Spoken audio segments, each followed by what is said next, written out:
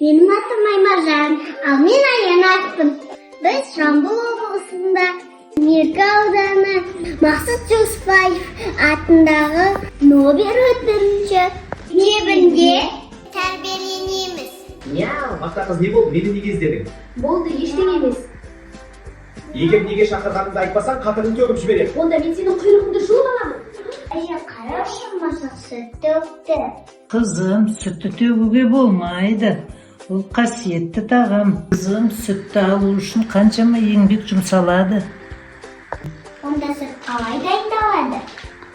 Ол қайдан келеді? Осы сұрақты апайымыздан сұрасақ қайтеді? Иә.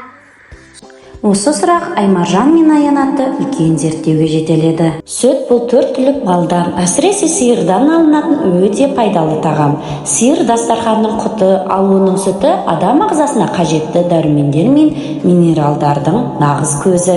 Осы сұрақ бізді қатты қызықтырды. Бұл сұрақтың жауабын алу үшін сиыр фермасына аттанайық. Бүгін біз сүттің қайдан келетіні және қалай дайындалатыны туралы қызықты саяхатқа шығамыз. Фермадағы сиырларды күтіп баптау үлкен еңбек. Фермерлер сиырлардың таза, жайлы жерде тұруы, уақытылы тамақтануы, таза сумен қамтамасыз етілуі, сондай-ақ күнделікті сауылуы, бұның бәрі мұқият қадағалауды қажет етеді.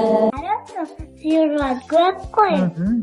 Сүттің бастауы міне осы сиырлардан шығады. Оларды қалай сауады? Суды қолмен сауатымыз, бүйтіп қолмен сауатымыз. Қазір міне арнайы аппаратпен сауады. Мен сиырдың емчектеріне салып қойып, аппарат бір баста сауып келеді бізге. Көрдіңдер? Еңбектің қиыны міне бастауы осы сиырдың басталады міне. Осылайша қыздар фермадағы әрбір жұмыстың маңыздылығын түсініп, сүттің оңай келмейтініне көз жеткізді. Фермадағы сүтке осы зауытқа келеді. Фермадан келген сүт алдымен мұқият тексеруден өтеді.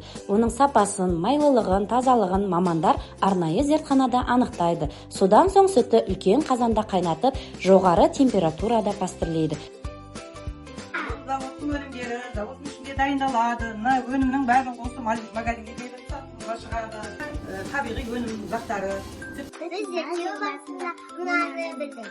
Сүт денсаулыққа пайдалы, етті қатайтатын кальций бар. Осылайша фермадан зауытқа келген таза сүт сиқырлы түрде дәмді ірімшікке айналады. Сүт еңбектің жемісі. Бұл фермадан зауытқа ұзақ жол жүреді. Сүт денсаулық қоймасы. Сүт қасиетті, оны төгуге болмайды. Әрқайсы сүттің артында еңбек бар. Мен енді сүттің әр тамшысын қадірлеймін. Мысыққа айтып қойдым. Зауыттың сүті жақсы, бірақ өзіміздің ұлттық тағамдарымыздың дәмі ерекше, балалар. Бауырса, және құрт, және айран, және сыр, қаймақ, сүт. Осының бәрі сүттен алынатын өнім. Олай болса, мына құртты өз қолымыздан жасайық. Құрт жасаймыз. Әкелеріміз, бұрынғы апаларымыз осылай домалақтап құрт жасаған. Міне көрдіңдер ме қыздар? Міне. Әдемі құрт болады екен, Ал жасаңдар құртты. Міне мен Әдемі құрт жасап жатыр қыздар. Қыздарымыз сүттен жасалатын өнімдер туралы тереңірек біліп, олардың пайдасы мен дайындау жолдарын меңгерді. Үлкендердің еңбегін бағалау, оларға құрмет көрсету әр ұрпақтың парызы. Қыздарымыз осы құндылықтарды бойына сіңіріп, болашақта ұлттық дәстүрімізді еңбекке деген құрметті сақтап, жалғастырады деп сенеміз.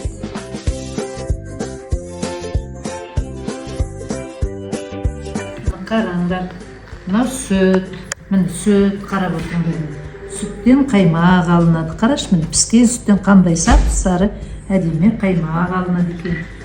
Еңбекті бағалаған бала нағыз зерттеуші. Қандай дәмді? Сүт қандай дәмді? Иә, дұрыс айтасың, Аймаржан. Дәмді ме екен? Иә. Өте дәмді.